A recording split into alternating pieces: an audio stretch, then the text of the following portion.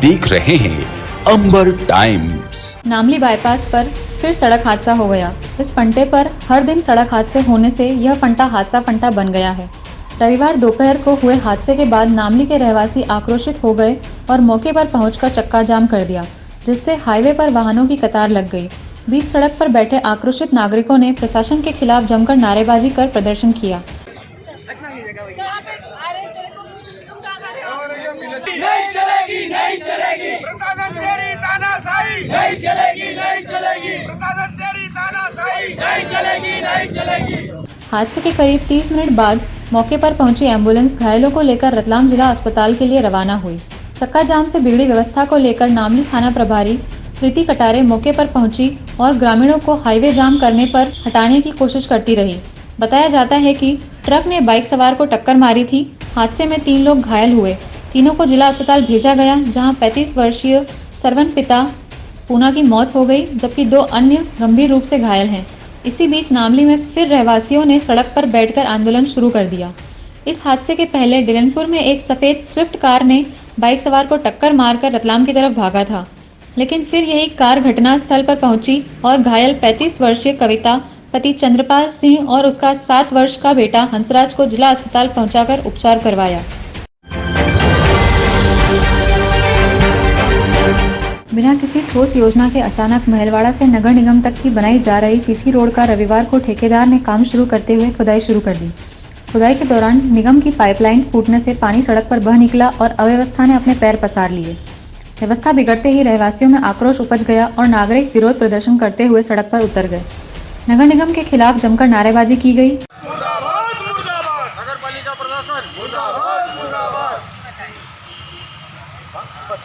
इस क्षेत्र में वन विभाग ने पौधारोपण भी किया है, जहां मलबा और गंदगी फेंकी जा रही है। निगम ने निर्माण शुरू करने से पहले कोई वैकल्पिक मार्ग भी नहीं बनाया है। आक्रोशित रहवासियों ने निर्माण कार्य का नक्शा लगाने की मांग करते हुए बताया, जनता को ये जो रोड जो बनाई है उसको नक्शे के आधार पे नहीं बनाई जा रही है और वैकल्पिक रोड जो चालू करना था वो किसी के दबाव में ये बना नहीं पा रहे हो और जनता यहाँ गिर रही है।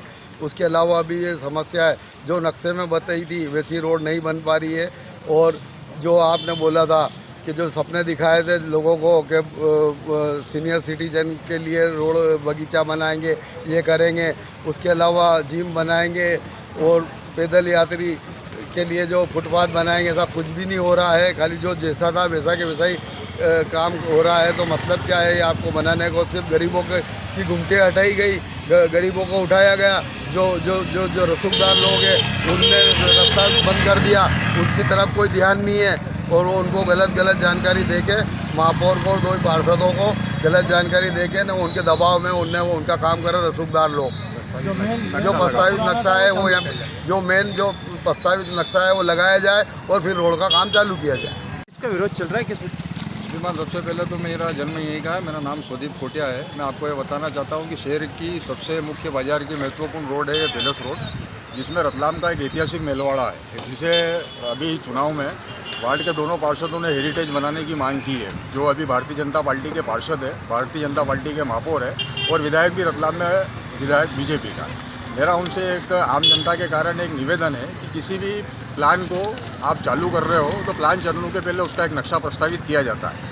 इस क्षेत्र की जनता सबसे पहले आपसे नक्शे की मांग करती है और यहाँ नक्शा लगाया जाए और क्या कार्य किया जा रहा है वो यहाँ की जनता को बताया जाए। वैकल्पिक मार्ग होना चाहिए, रोड होना चाहिए, बोल्डर डाल रखे और शहर का ये प्रमुख चौराहा है, इसको व्यवस्थित रूप से बनाया जाए। इसका हम स्वागत करते हैं। तो पुराना रोड चालू किया। अभी किस बात को लेकर अपने विरोध कर रहे हैं? वैकल्पिक मार्ग नहीं है यहाँ पे आने जाने के लिए और जो ये ठेकेदार लोग काम कर रहे हैं ये व्यवस्थित ढंग से नहीं कर रहे हैं और उसके बाद जो यहाँ पे बगीचे बने हुए हैं इनको हटाया नहीं गया, तोड़ा नहीं गया है। मास्टर प्लान के नक्शे की मांग है जो MIS के सदस्य या महापौर ने जो पास करा है उस नक्शे को यहाँ पे लगा के एक बोर्ड के माध्यम से लगाया जाए।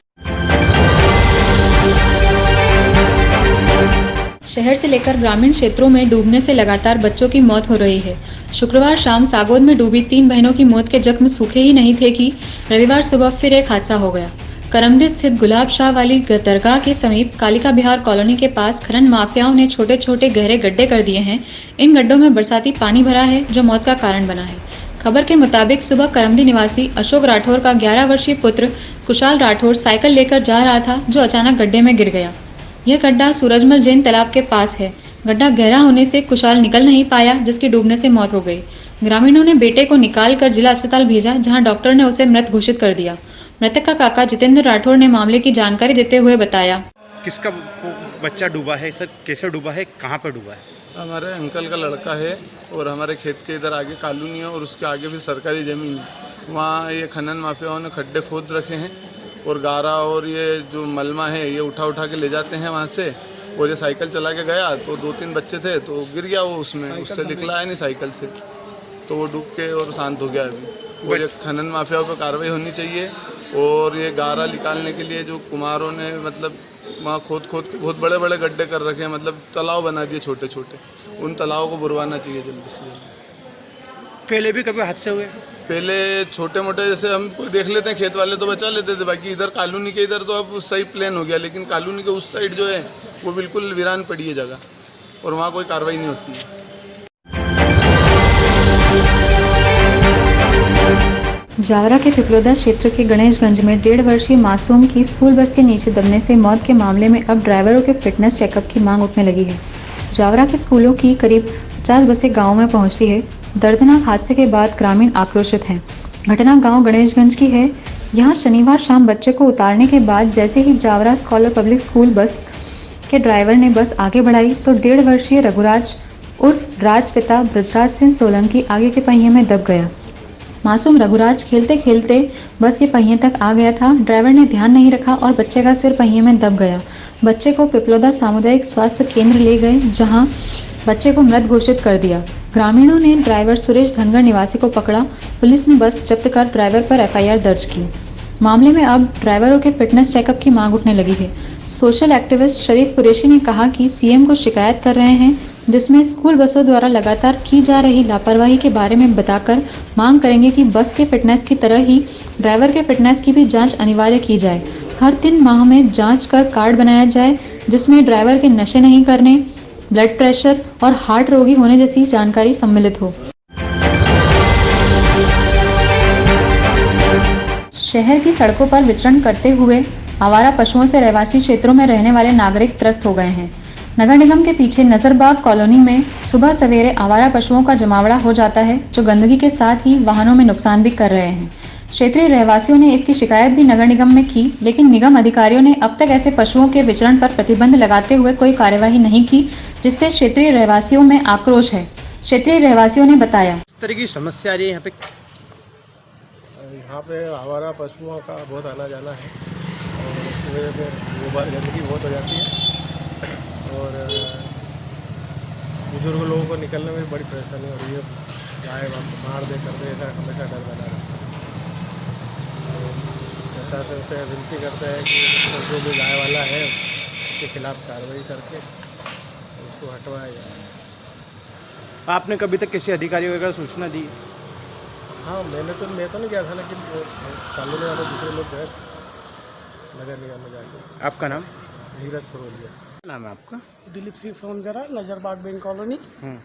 यहाँ पे करीब 6 माह से सुबह सुबह 5 से 8 के बीच में 40 से 50 पशु आते हैं और वो पशु यहाँ पे आके इकट्ठे होते हैं सबको और उनकी वजह से गंदगी भी बहुत हो रही है। आए दिन पशु यहाँ लड़ाते भी हैं। नगर निगम में भी स्वास्थ्य अधिकारी को भी बतलाया गया, वो खुद आके स्वयं आके यहाँ आकर देख के गए, लेकिन उसके बाद भी कोई हल नहीं हुआ। अब गंदगी बहुत होती है, सुबह गोबर और मच्छर इतने हो रहे हैं कि बस कभी नहीं, बड़े बुजुर्ग और बच्चों इधर से निकल नहीं सकते सुबह 1 घंटे, तो ऐसी स्थिति रहती जानवरों की। और फिर क्या, पशु आपस में लड़ते भी हैं। लड़ने से क्या है, आसपास की गाड़ियाँ खड़ी रहती, 2 व्हीलर खड़े रहते हैं, उनका नुकसान कर जाते हैं।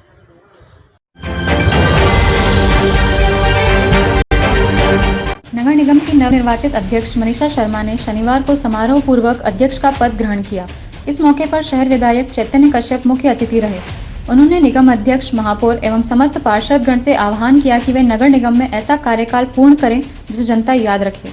समारोह में महापौर प्रहलाद पटेल, पूर्व जिला अध्यक्ष बजरंग पुरोहित, नगर निगम आयुक्त अभिषेक गहलोत मंचासीन रहे। विधायक काश्यप ने निगम अध्यक्ष के नव श्रृंगारित कक्ष में पहुंचकर श्रीमती शर्मा को पदभार ग्रहण कराया। इससे पूर्व आयोजित समारोह को संबोधित करते हुए उन्होंने सभी नवनिर्वाचित जनप्रतिनिधियों से अपने दायित्व का संपूर्ण ईमानदारी एवं गंभीरता से निर्वहन करने का आह्वान किया। 8 दिन अगर आपने याद नहीं करा, 10-15 दिन बाद वो व्यक्ति मिलता और आप फोन लगाओगे तो फिर एक ही जवाब मिलेगा कि ये कानूनी समस्या थी, हमने आदमी भेज दिया था, वहाँ ये नहीं मिला। ये सारे काम को ख़त्म करने के लिए एक ही तरीका है कि जो काम आपके पास में आए उस काम को आप लिख लो और हर 2-3 दिन में समय सीमा के साथ में कि वापस से उसको फॉलो करना, पीछे पढ़ना। यह प्रबंध की एक व्यवस्था है और पीछे पढ़ के उसको अंतिम मुकाम तक या तो समाधान हो जाए या उस व्यक्ति को हम समझा दें कि यह कार्य करने लायक नहीं है। समारोह को महापौर प्रहलाद पटेल ने भी संबोधित किया। समारोह में भाजपा नेता, पार्षदगण, निगम अमला मौजूद रहा। निगम की ध्वस्त व्यवस्था के चलते भाजपा की कुछ महिला पार्षदों को आयोजन में कुर्सियां तक नहीं मिल सकी। अनुरोध है कि पीछे जो कुर्सियां खाली है उन पर बैठने की कृपा करें। नगर पालिका निगम अपना आप सभी का आपके अभिनंदन करता है। आज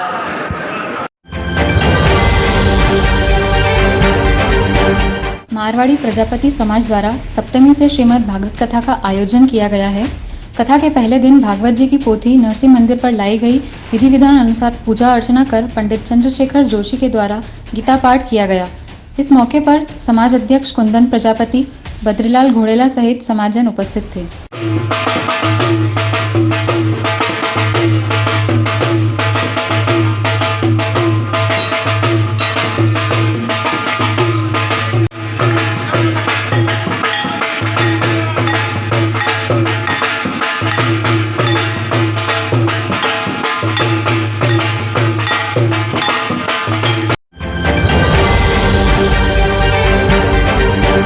दवाई जी का वास स्थित भगवान श्री देवनारायण मंदिर पर भादवा छठ का पर्व मनाया गया।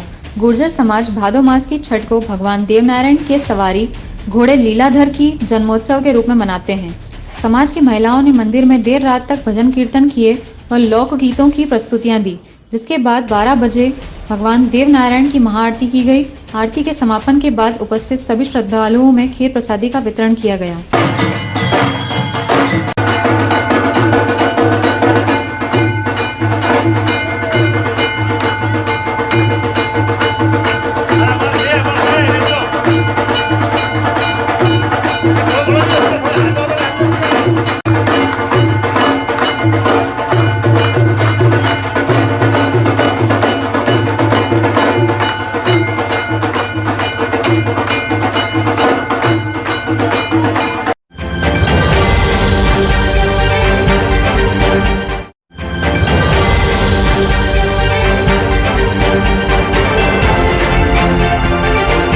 आप देख रहे हैं अंबर टाइम्स।